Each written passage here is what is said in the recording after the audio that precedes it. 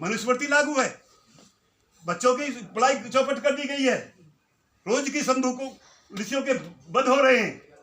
रितु सिंह तेरे उसकी जो है 100 दिन से ज्यादा हो गए उसे।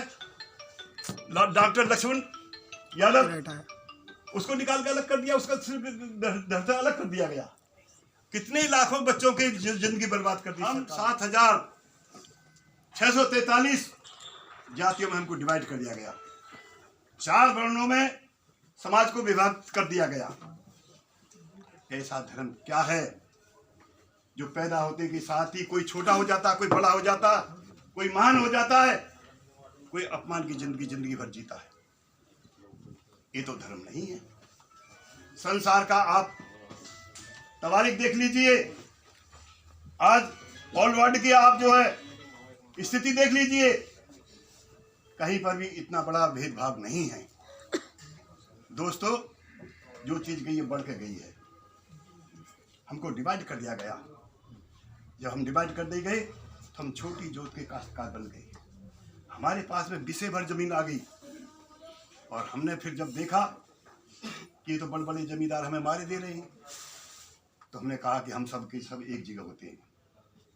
743 जातियां हम एक जगह होते हैं और हम इनसे बड़ा खेत बना लेंगे, जिसमें ट्रैक्टर भी चलेगा, हल भी चलेगा, मजदूर भी काम करेंगे। तो ये संगठन बना है इंडिया। दोस्तों, मैं तो बहुत दिन से चाह रहा था कि जब मैं रिटायरमेंट से पहले ही मैंने सदारत करी थी, लोकदल के एक चुनाव था नगर पालिका का। मेरे से बड़े प्रसन्न हुए लोकदल वाले, कहने लगे साहब आप रिटायर कब हो रहे हैं? मेरी बात बताइए ना, आप हमारी पार्टी ज्वाइन कर दीजिए। दोस्तों, पार्टी ज्वाइन करे ना करे, आदमी के विचार होने चाहिए। कहा जाए हमारे देश में एक ही नेता है,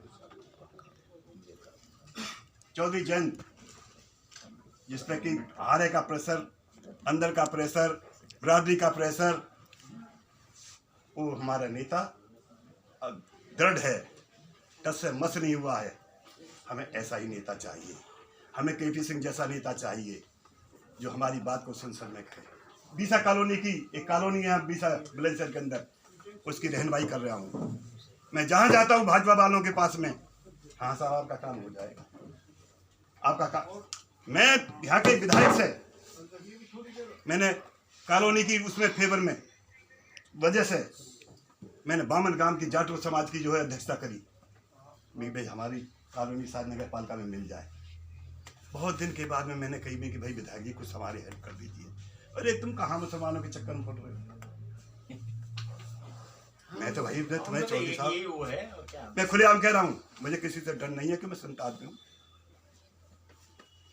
तो जिनके जो नफरत पैदा कर रहे हैं, जो समाज में जहर पैदा कर रहे हैं, हमें ऐसा ताज और तख्त नहीं चाहिए, ना हमें ऐसे अपने विधायक चाहिए, ना हमें अपने एमपी चाहिए। ऐसे हमें तो ऐसा एमपी चाहिए जो हमारी संसद में जाकर के हमारी बात करे, हमारे समाज की बात करे। हमारी जो है 743 जातियों की हमारी की जो है कल्याण का काम करे। मैं जाट समाज की बात नहीं कर रहा, मैं सभी समाज की बात कर रहा हूँ। ऐसा चाहूँ राज्य में सबको मिले अन्न, छोटा बड़ा कोई ना हो रहे 10%।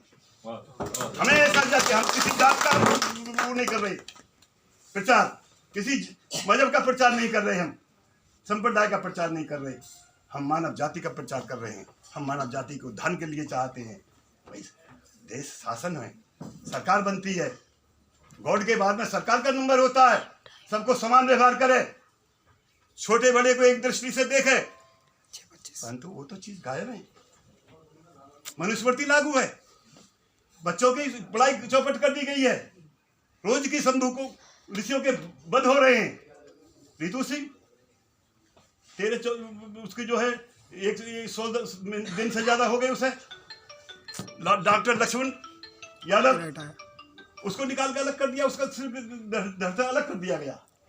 कितने लाखों बच्चों की जिंदगी बर्बाद कर दी सरकार ने।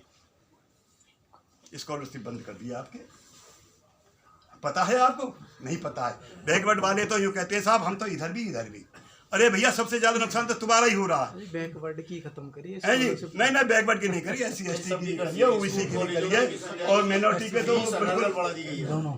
देखिए अगर समाज में रहना है तो समरसता तो लानी पड़ेगी, किसी की भी सरकार आए।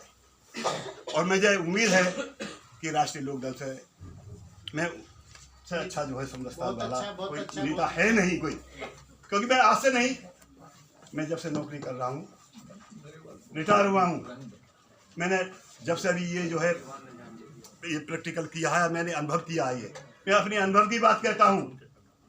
तो अभी हमारे अध्यक्ष जी ने कहा, हमारे अमित भाई साहब जी ने कहा, हमारे प्रधान जी ने कहा, हमारे चंद्रपाल जी ने कहा, जो सबने कहा, भाई मेरा भी एक संत के नाते निवेदन है कि आप बुलंदशहर आइए, बुलंदशहर से चुनाव लड़िए और हम लोगों के सिंह जी आपको नहीं आना है तो अभी कह के जाना, और आना है तो कह के जाना कि हम लोग आपका इंतजार करेंगे। ठीक है सर, ठीक है सर, आपके लिए आवास मेरा